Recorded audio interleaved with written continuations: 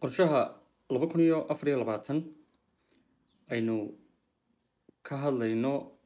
aynu doonayno inaynu wax weyn isbedel ku sameyno waxay qayb weyn ka qaadanaysaa natiijooyinkan helayno sanadkan 2024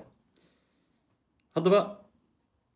waxaan ugu talagalay tababarkan inaynu ku helo xogtaynu u baahannahay si aynu u dhisno waxa weeyaan qorshe aad muhiim u ah qorshe inaga inoo adeega qorshe aynu ku helo natiijooyin aynu mahadino oo wax badan ayna tira yacni haday noqoto waxa weeye dhanka mustaqbalkeena iyo hankaynu doonayno inaynu gaadhno waayo qofka haddii aanu lahayn oonu doonaynin inuu isbedel wanaagsan sameeyo mar walna hore uga dhaqaaqo halkii hore u taagnaa noloshu waxay ku noqotaa caqabad bay ku noqotaa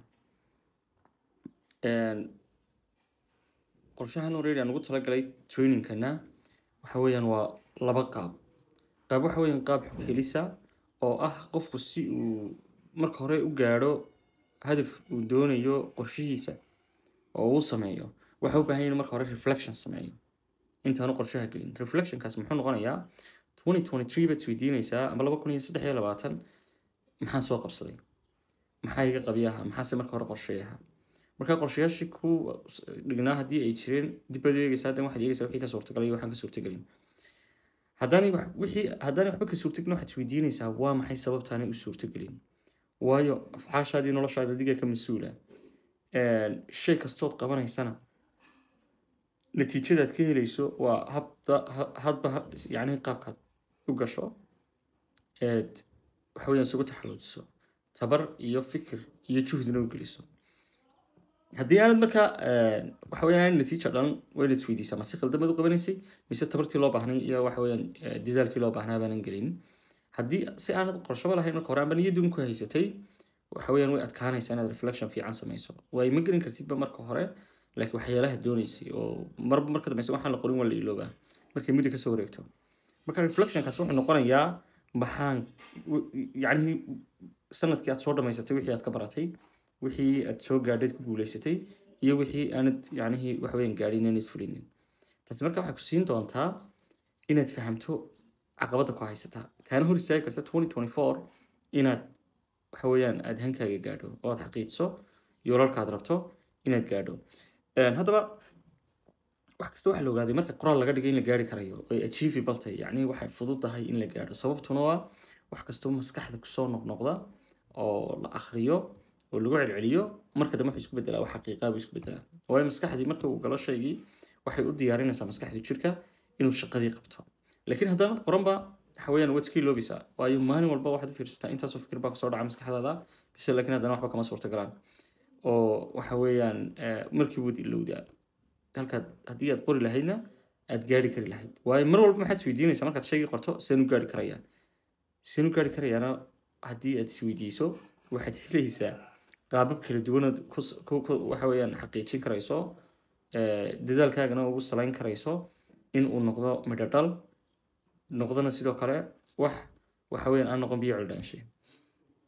haddaba markaan ka imaada intaa ka imaada reflection inaad samayso sanadkaagii hore maxaad ka baratay maxaa ku qabsoomay waxa weeyaan maxaa caqabad kugu noqday iyo caqabadaha laftigoodu ma waxay hayaan qaar waxa weeyaan adiga fikirkaaga ku salaysan oo xagga fikirkaaga mise waxay hayaan qaar deegaanka ku hareeraysan ku salaysan waayo labadaba way jiraan ka labadaba wax walba way leeyihiinoo dee mid walba sidiisaad waxa weeyaan waa baaraysaa hadday fikir ahaan caqabado fikriya ahaayeen waxa weeyaan dee fikirkaaga waa inaad bedeshaa iyo habitiskaaga yacni oo noqonaya caadooyinkaaga maalinlaha haddii deegaanka ahaana waa inaad u fahamtaa tusaalahaan kale haddaydan dadka aad ka doonaysay inaad shaygan xaqiijiso amba hawshan aad ka wada shaqaysaan aydan isfahmin way adkaanaysaa inuu shaygaas laftigiisu uu noqdo wax shaqeeya marka waa inaad marka haddii aad tiraahdo ma dadkii baanan isfahmin ma dadkii baa caqabadna kala dhex martay ma dadkii baa waxa weeyaan u fahmay si qaldan shaygan aan waday mid markaa waa taas waa reflectionka si guud haddaynu soo noqono qorshaha waxaa lagu saleeyaa waa dhowr shay oo kala duwan oo waxa weeyaan mar walba qorshaha qaladaadkeena kale marka qorshe dhiganayna arkay dhalinyaradu inay galaan waxaa kowka inaanay waxa weeyaan ku darin waxyaalaha u adeegaysa ay hadafkooda u gaadhaan keliyaata qofka wuxuu qoraya waxaasan doonaya inaan noqdo bes laakiin isma weydiinayo waxaasaan doonaya inaan noqdo waayahay sidaan u noqon karaya sidaa maxaa iga caawin karaya caadooyina waayo inaad gaari weydo hadaf yaaba hadafkan waxyaalahan aad iminka gaadhay waxa kuu saaciday waxa weeyaan waa hab dhaqano waa hab fikiro iyo sidoo kale caadooyin aad joogtaysay ama dareensano ama dareensanaan markaad hadafka dhiganayso hadaf kasta waxa uu kaaga baahan yahay energy-giisa oo noqonaysa tabartii waxa uu kaaga baahan yahay dadaalkiisa waxa uu kaaga baahan yahay qorshihiisa waxa uu kaaga baahan yahay qabashadiisa waxa kale oo kaaga baahan yahay inaad u diyaar garowdo oo aad isu diyaariso caadooyinka kuu sahlay inuu hadafkaasi suurta galo very simple haddii tusaalahaan oo kale aad ahayd qof caajis oo xilli dambe kaca inaad xilli hore seexataa waxay kaa qaadanaysaa in aad joojiso wax kasta oo xilli hore kaa dhigaya qof aan seexanin hadday noqoto social media iyo hadday noqoto hawlo kale baanba caweysiyo sidoo kale ujeedada aad u samaynaysa hadafka aad doonaysa inaad u gaadho inay ku caddaata waa muhiim marka afar kuni baa lagu dhisaa hadafka marka la doonayo waa ujeedooyin yacnihi inuu leeyahay caadooyin inay jirto qiimeyn iyo in waxa weeyaan sidoo kale aad mar walba dib u reflect garayn karto 3 biloodba marka qiimeyn waa qiimeyn joogtaa qiimeyn kalena waa qiimeyn waxa weeyaan 3 biloodba quarterkii oo 4 saddexaad ay noqonaysaa marka 3 bilood hore 3 bilood dhexe 3 iyo 2 bilood yacnihi dambe labada waxa weeyaan 6 bilood ee dambe marka mar walba 3 bilood markaad joogtid waa inaad qiimeyn kartaa oo dhan kartaa yes hadafkii talow halkeen marinaya boqolkiiba intaan marinaya maxay suurtagal maxaa caqabad igu noqday ujeedooyinkuna waa inay ku cad yihiin oo uu noqonaya wax cad iminka tusaale ka bixin oo kale kan PDF kan idin soo diray waa tusaale cad oo already tusaalayaal baa ku jiro qaabkaas yacnihi qofka hadafka u dejisan karaya marka sanadkan waxaad samaysan kartaa ugu badnaan 3 hadaf oo kale amba 2 hadaf waxa ugu wanaagsan waa in hal hadaf aad samaysato tusaalahan kale inaad dhaqaalahaaga wax ka bedesho amba inaad shaqo hesho amba inaad ganacsi samayso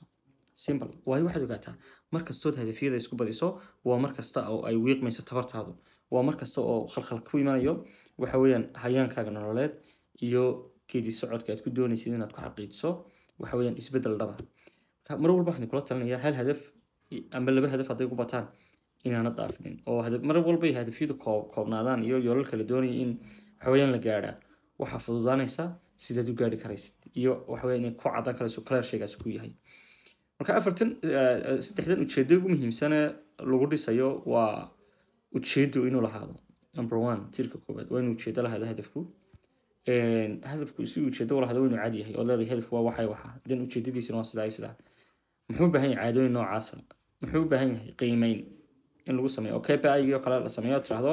hadafka waxaan ku ogaanayaa hadhow toole inuu xaqiiqsamay sanadka markuu dhamaado waa waxay sidoo kale waa inuu jiraa 3 bilood yani 3 bilood waa inaad mar qiimeysaa halkaad marayso marka waxaad noqon doontaa qof si fiican uga warhaya xaaladdu ku jiro si fiican uga warhaya marxaladaha kala duwan uu marayo waxa weeyaan yoolkiisu si fududna u xallin karaya waxa la yiraahdo caqabadaha degdega ah ku imaanaya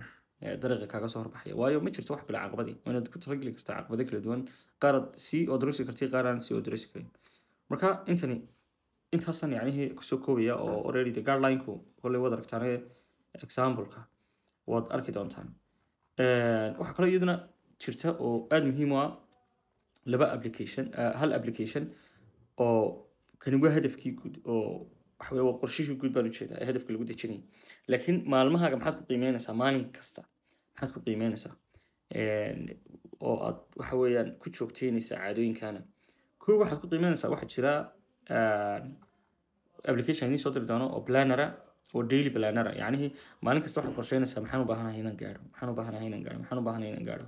already markaad intaad tan qorato habeenkii markaad soo hoyto waad qiimeynaysaa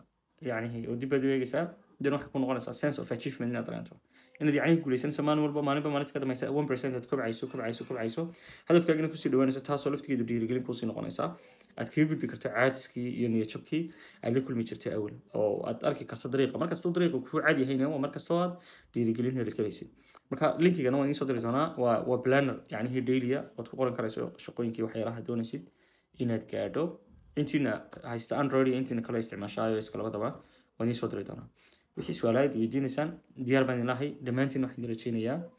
in ilaahay subxaana wa tacaala yahankiina idin rumeeyo oo dhammaantiina inoo rumeeyo hankuna amba shay kasta oo yacni dunida yaalla wuxuu kaaga baahan yahay juhdi iyo tabar buu kaaga baahan yahay si aad shaygaas u xaqiijiso gaadho wixii su'aalaa diyaar baan idin lahay. Asalaamu calaykum waraxmatullahi tacaala wabarakaatuh.